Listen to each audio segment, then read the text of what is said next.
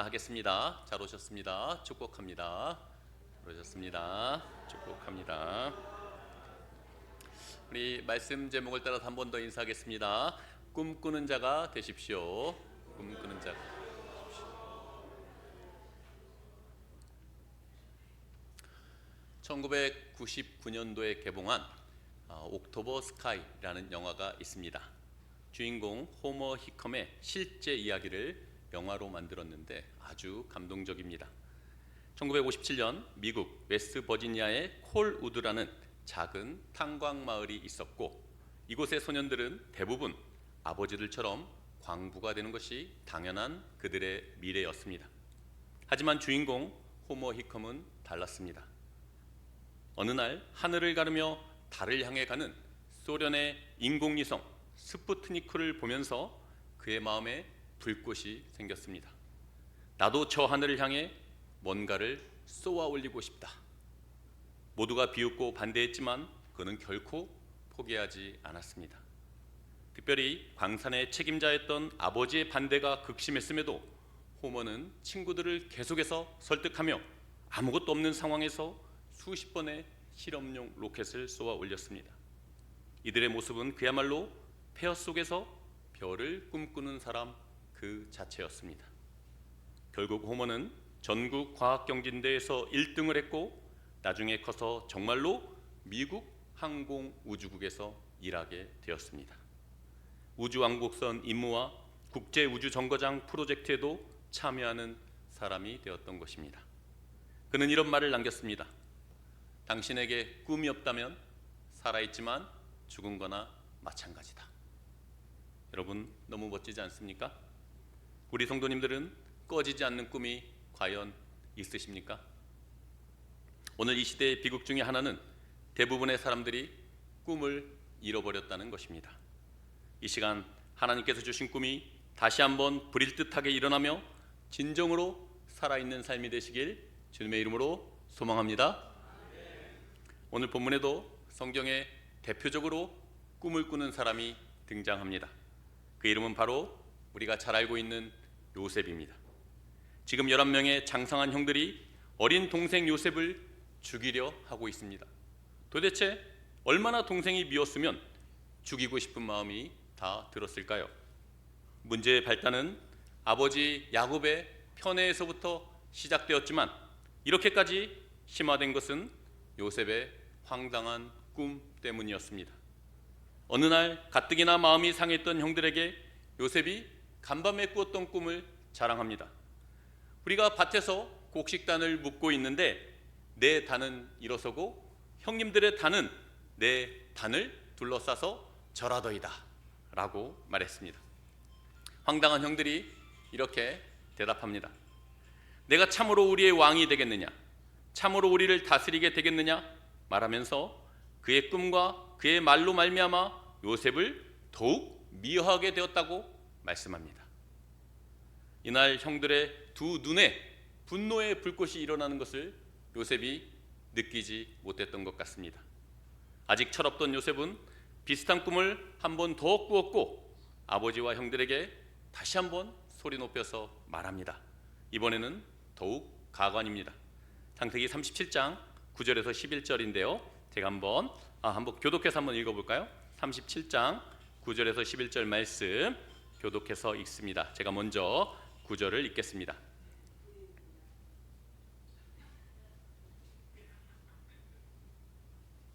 네, 찾으셨죠? 네.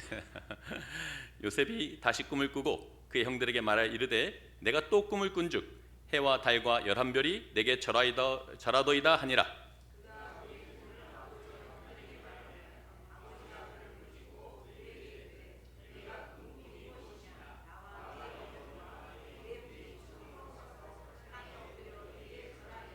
함께 읽죠. 그의 형들은 시기하되 그의 아버지는 그 말을 간직해 두었더라. 아버지와 어머니와 11명의 형들이 모두 요셉에게 엎드려 절하는 꿈을 꾸었다고 신나게 자랑합니다. 형들의 입장에서 정말 어이가 없고 더 이상 참기 힘들었을 것입니다. 요셉을 향한 분노가 치밀어 오르게 되면서 마음속에 무언가 결심하기에 이른 것 같습니다.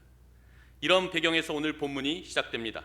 어느 날 요셉이 양치는 형들을 찾아 도단이라는 곳에 이르게 되었을 때입니다. 요셉이 그들에게 가까이 이르자 형들이 요셉을 죽이기를 꾀하면서 서로 말합니다. 꿈꾸는 자가 오는도다. 그를 죽여서 구덩이에 던지고 우리가 말하기를 악한 짐승이 그를 잡아먹었다 합시다. 이제 그의 황당무계한 꿈은 끝장입니다. 사랑하는 여러분, 참으로 위험천만한 상황입니다. 꿈꾸는 자 요셉과 그가 꾼 꿈은 과연 어떻게 될까요? 사실 요셉의 꿈은 자신이 스스로 그려낸 것이 아니었습니다. 하나님께서 요셉에게 꾸게 하신 꿈입니다. 그렇다면 이후에 꽃길을 걸으면서 일사천리로 성취되는 것이 우리는 어울린다고 생각합니다. 그러나 요셉의 삶은 정반대였습니다. 꿈을 꾼 이후 요셉은 말 그대로 파란만장한 삶을 살았습니다. 이것이 바로 인간이 이해하기 어려운 인생의 아이러니인 것 같습니다. 인간의 생각과 하나님의 생각이 완전히 다르기 때문입니다. 일말의 양심으로 형들이 요셉을 구덩이에서 끌어올려 은 20냥을 받고 지나가던 상인들에게 요셉을 팔아넘겨버립니다. 짐승처럼 노예로 끌려간 요셉은 애굽 바로왕의 시위대장 보디발이라는 고관의 집에 넘겨집니다. 요셉이 너무 억울하고 분했을 것입니다. 그러나 안 되는 사람은 안 되죠. 뒤로 넘어져도 뭐가 깨질까요? 코가 깨지죠. 억울함을 누르며 주인에게 충성을 다해 신임을 받았는데 보디발의 아내가 집요하게 성적 유혹을 합니다. 젊은 요셉이 신앙으로 이겨내고 뿌리치며 나왔음에도 오히려 성추행을 했다는 거짓 모함에 빠져 감옥에 갇히게 됩니다. 그것도 왕의 죄수들을 가두어두는 가장 깊고 어두운 감옥이었으니 그 신세가 너무 처량하고 비참합니다. 구덩이에 던져지고 은 20냥의 노예로 팔려가더니 심지어 누명을 쓰고 깊은 감옥에 갇혔습니다. 정말 해도 해도 너무한다는 생각이 들었을 것 같습니다. 꼬일 대로 꼬여버린 인생, 뭘 해도 안 되는 인생으로 바닥에 처박히고 말았습니다. 성도 여러분, 만일 우리가 요셉의 입장이었다면 어땠을까요? 하나님, 도대체 이게 뭡니까? 하나님, 저에게 어떻게 이러실 수가 있습니까? 하나님, 차라리 꿈을 주시지 말던지 언제까지 저를 이렇게 내버려 두실 것입니까? 만약 저라면 이렇게 했을 것 같습니다. 동감이신가요? 사랑하는 성도 여러분, 그렇다면 요셉이 극심한 고난과 역경을 당하고 있을 때 하나님께서는 도대체 무엇을 하셨을까요? 임마누엘의 하나님께서 정말로 요셉의 삶에 함께하고 계셨던 것일까요? 시간을 거슬러 올라가서 형들이 요셉을 구덩이에 던졌을 때 처음의 장면을 한번 보겠습니다. 창세기 37장 27절, 오늘 본문 중에 있는 말씀인데요, 제가 한번 다시 읽어보겠습니다. 창세기 37장 24절입니다. 그를 잡아 구덩이에 던지니 그 구덩이는 빈 것이라 그 속에 물이 없었더라. 빈 구덩이에 던져졌는데 그 속에 물이 없었다는 것입니다. 여러분, 한번 상상을 해보시기 바랍니다. 만약 그 구덩이에 물이 가득 차 있었다면 어떻게 되었겠습니까? 지금 동생을 죽이기 위해 독이 오른 형들이 요셉이 발버둥 치며 애원했어도 살려줄 리가 없었습니다. 저는 그 구덩이 속에 물이 없었더라 라는 이 말씀이 얼마나 은혜가 되는지 모릅니다. 숨어 계신 하나님께서 피할 길을 내시며 요셉을 살려주신 것입니다. 내가 비록 망하고 끝날 것 같은 깊은 절망의 순간에도 임마누엘의 하나님께서 여전히 나와 함께 하시며 나를 돕고 계신다는 것을 믿으시기 바랍니다. 하나 더, 요셉이 보디발의 집에 노예로 팔려갔을 때 모습도 한번 살펴보겠습니다. 성경은 하나님께서 노예로 팔려간 요셉과 함께 하셨고 그를 형통케 하셨다고 말씀합니다. 정말 이해하기 어렵죠. 이방인 보디발이 여호와께서 요셉과 함께 하심을 보며 요셉을 가정총무로 삼고 놀랍게도 자기의 모든 소유를 노예인 요셉의 손에 위탁했다라고 말씀합니다. 그런데 요셉이 감옥에 갇혔을 때도 역시 동일한 일이 일어납니다. 우리 한번 39장 21절 23절 말씀을 한번 교독해서 읽어보겠습니다. 창세기 39장 21절에서 23절 말씀입니다. 제가 21절 먼저 읽습니다. 여호와께서 요셉과 함께 하시고 그에게 인자를 더하사 간수장에게 은혜를 받게 하시매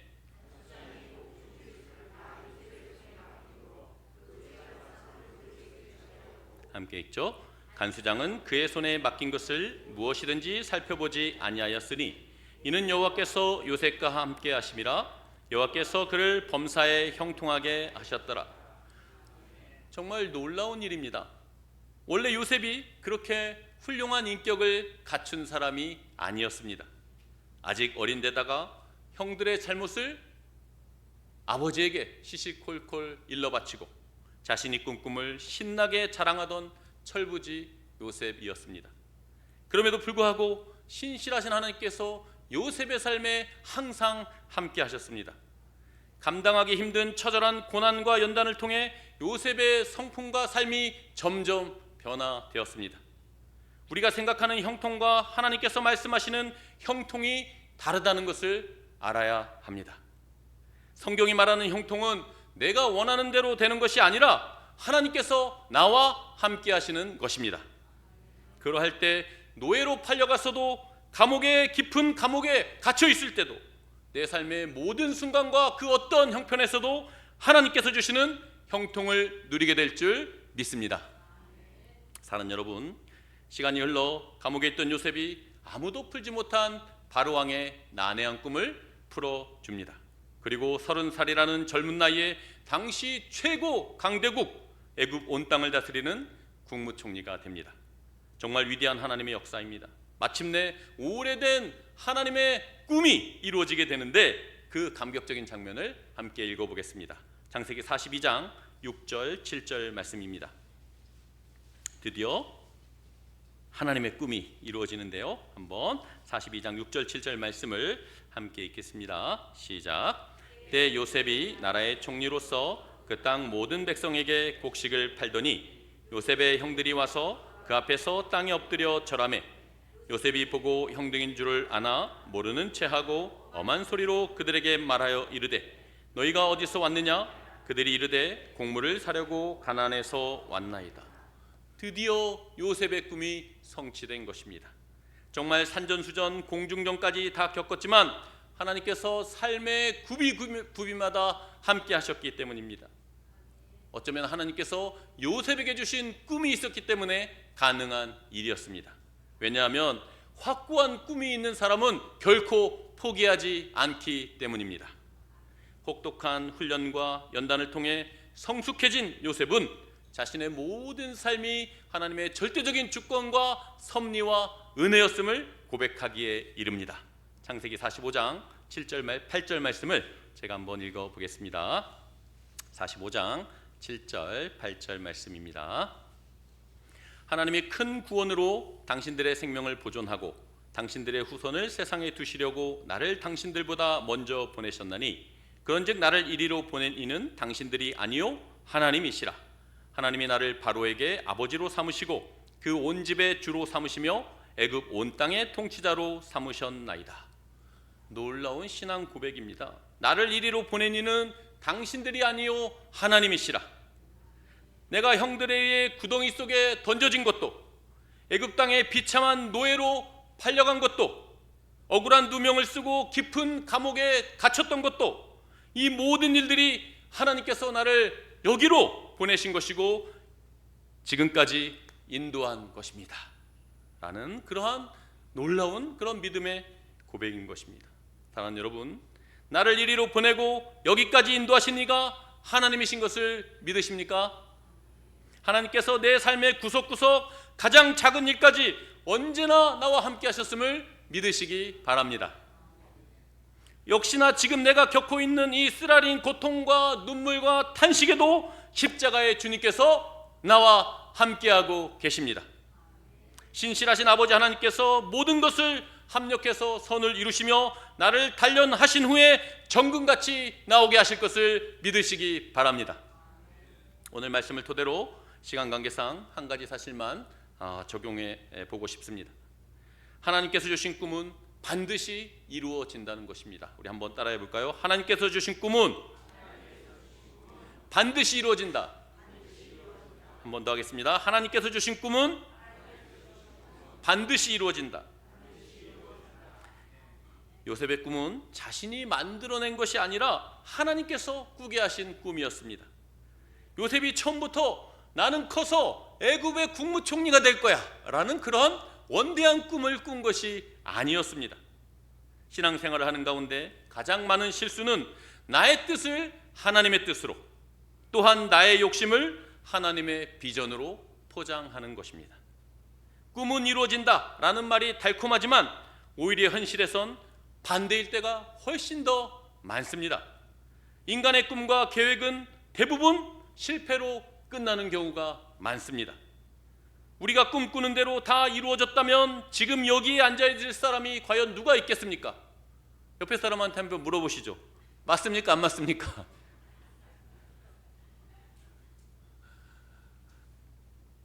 부끄럽지만 저의 어렸을 적 최초의 꿈은 축구 선수였습니다.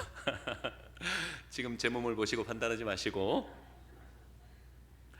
당시에는 골목대장을 하고 있었고 반에서 운동과 달리기를 가장 잘했기 때문입니다.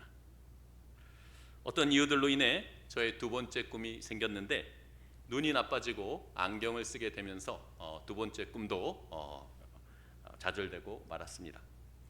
예수님을 만나기 전 저의 마지막 꿈은 사법고시를 패스하여 변호사가 되어 이후 로펌을 운영하다가 정치를 하는 것이었습니다.